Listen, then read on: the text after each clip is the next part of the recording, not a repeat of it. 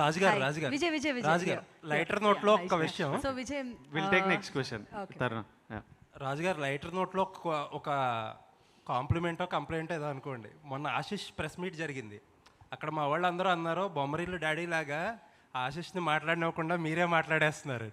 ఇక్కడ విజయ్ కూడా మీరే బొమ్మరిల్లు డాడీ అయిపోతే ఎలాగా? అంటే బొమ్మరిల్లు డాడీ అని కాదు, నేను ప్రెస్ మీట్ స్టార్ట్ చేసేటప్పుడే ఒక హెల్దీ అంటే అవి ఏమవుతున్నాయంటే అవి చిన్న విషయమేనండి.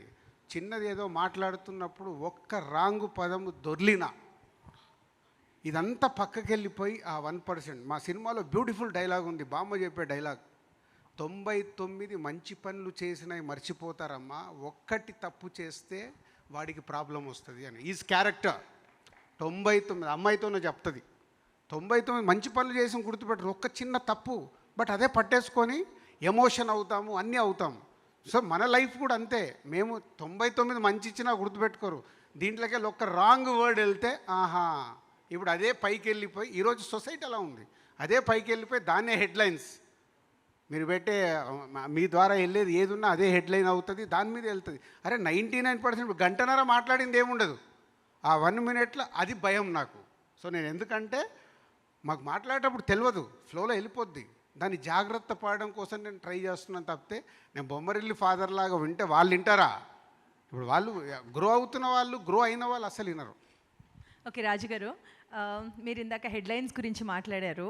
సో మీ లైఫ్లో ఒక హెడ్లైన్ పెట్టాలంటే మీ మీద as a family star headline, మీ ఫ్యామిలీలో ఒకవేళ మీ కూతురు పెట్టారనుకోండి, ఏ హెడ్లైన్ పెడుతుంటాను? మా ఇంట్లో నాకు ఒకటి ఉంది, ప్రాబ్లమెటిక్ మ్యాన్, ప్రాబ్లం సాల్వ్ చేసే మ్యాన్. కూల్. ఇంకొకటి, ఎప్పుడు చూసినా ఒక ఎనర్జెటిక్ ఫామ్లో ఉంటారు మీరు. అంటే మీరు అన్నారు ప్రొడ్యూసర్కి చాలా స్ట్రెస్ ఉంటుంది, ఇంకా ఉంటాయి కదా కొన్ని, ఫ్రైడే వరకు lot of tensions and preparations ఉంటాయి, కానీ మిమ్మల్ని చూస్తే అలా కనిపించదు. What is that secret of your energy? నిజంగా చెప్పాలంటే నేను చాలా స్ట్రెస్లో ఉన్నాను. కనిపించట్లేదు. మామూలు స్ట్రెస్లో లేనంటే లాస్ట్ 1 ఇయర్ నుంచి. సో అది క్లోజ్గా ఉన్నప్పుడే ఎవరైనా క్లోజ్గా చూస్తేనే అర్థమవుద్ది. పోతే నేను ఎవ్రీడే లైఫ్లో స్ట్రెస్ ఎందుకు పడాలి, లైఫ్లో ఎందుకు భయపడాలి, నాకెందుకు, నేను చేసే పని మీదనే ఫోకస్ చేద్దాం, అవే వెళ్ళిపోతాయి, క్లౌడ్స్ వస్తాయి, వెళ్ళిపోయిన తర్వాత మళ్ళీ స్కై ఓపెన్ అవుతుంది. మాకు ఏది వచ్చినా అది క్లౌడ్ వెళ్ళిన తర్వాత క్లియర్ స్కై అవుతుంది. నేను అంతే, ఎవ్రీడే నా స్ట్రెస్తో నేను ఫైట్ చేస్తూనే ఉంటాను. So Vijay, my question to you, ఇప్పుడు ద విజయ్ దేవరకొండ, మీరు అన్నారు కదా నాకు ఇలా టైటిల్స్ ఇష్టం ఉండవు, కానీ ఈ మూవీ హిట్ అవుతే మీకు ద ఫ్యామిలీ స్టార్ అనే టైటిల్ వస్తుందా? వద్దామా ప్లీజ్, విజయ్ దేవరకొండ చాలు. మరి correction, not the Vijay Deverakonda, the family star. Vijay Deverakonda అనేది పక్కన ఉంటుంది, చిన్న లెటర్స్లో ఉంటుంది, ఇదే. సో కమ్యూనికేషన్ తప్పు అవుతుంది. మేము టైటిల్ ముందు ఫ్యామిలీ స్టార్ అనుకొని తర్వాత సెంటెన్స్ ప్రకారము ఇది కరెక్ట్ కాదని డైరెక్టర్ ద ఫ్యామిలీ స్టార్ అడిగాడు, అది చేశాం. పోస్టర్లో వాళ్ళేదో విజయ్ దేవరకొండ నేస్తే దా విజయ్ దేవరకొండని హైలైట్ చేస్తున్నారు, కానీ ఇప్పుడు లెటర్ చూడండి, విజయ్ దేవరకొండ లెటర్ చిన్నగా ఉంటే దా ఫ్యామిలీ స్టార్ పక్కకి వెళ్ళిపోయింది, దా విజయ్ దేవరకొండ అన్నారు. సో ఇలాంటిదే నా భయం. Vijay here hi hi. మీ కెరీర్లో biggest blockbuster Arjun Reddy, మిమ్మల్ని చూసిన వెంటనే ఆ సినిమా గుర్తొస్తుంది. అండ్ ఇప్పుడు ఫ్యామిలీ స్టార్ వైబ్స్ బాగున్నాయి, చాలా పాజిటివ్గా ఉన్నాయి. అండ్ ఆ సినిమాని ఇది రీప్లేస్ చేస్తుందా సక్సెస్ వైడ్, అంటే ప్రొడ్యూసర్కి అండ్ మీకు ఆడియన్స్కి? అంటే కమర్షియల్ సక్సెస్ విత్ ద అనే క్యాలిక్యులేషన్లో Geetha Govindam did way better than Arjun Reddy.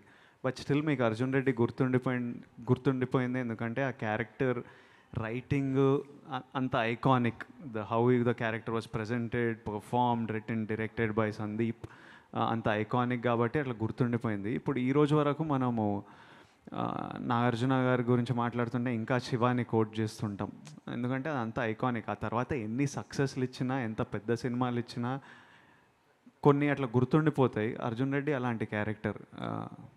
And మీరు చాలా మంచి మంచి డైరెక్టర్స్ని డెలివర్ చేశారు ఇండస్ట్రీకి.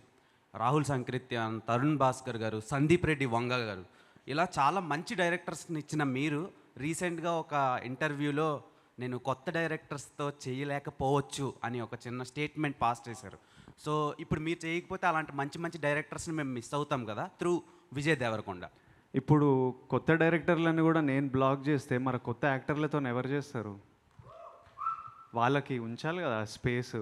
కొత్త డైరెక్టర్లు ఉన్న డైరెక్టర్లు అందరిని నేను బ్లాక్ చేసుకుంటూ కూర్చుంటే కొత్త యాక్టర్లకు ఆపర్చునిటీ ఎక్కడి నుంచి వస్తుంది? నాకు పెద్ద యాక్టర్లు అప్పుడు ఈ డైరెక్టర్లని ఎంకరేజ్ చేయలేదు కాబట్టి నేను తరుణ్, నేను సందీప్ సినిమాలు చేశాము. ఇప్పుడు వాళ్ళంతా బిగ్ డైరెక్టర్లు అవుతున్నారు. So let directors make movie with new actors. They will prove themselves to producers.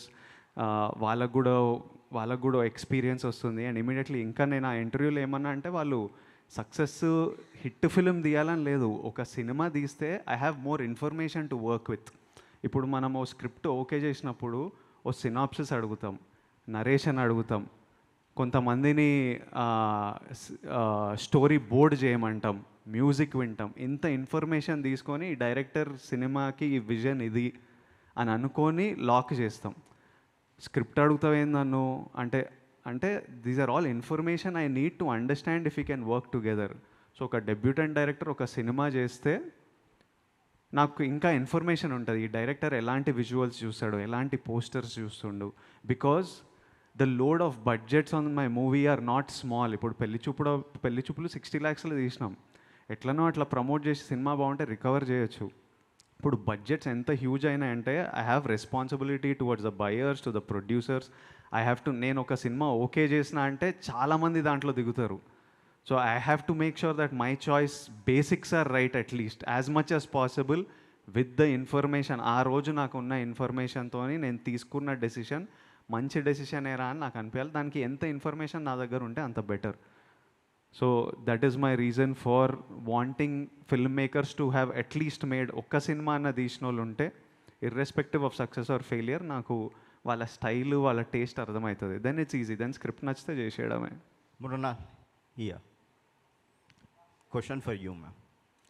You, from your career, you worked with Hrithik, Shahid, Dulquer and Nani. Now you are working with Vijay Devarkonda.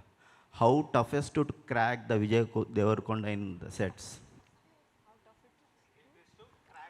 How toughest to crack the Vijay Devarkonda at shoot sets? Not at all. In fact, I've been blessed to have such wonderful co-stars.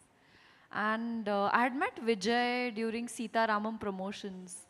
So we already knew each other, we'd met each other. And I think if you ask me what was the tough nut to crack, it's not Vijay, it's Govardhan. Okay. So Govardhan was a tough one, but thanks to Parshuram Garu who came for rescue.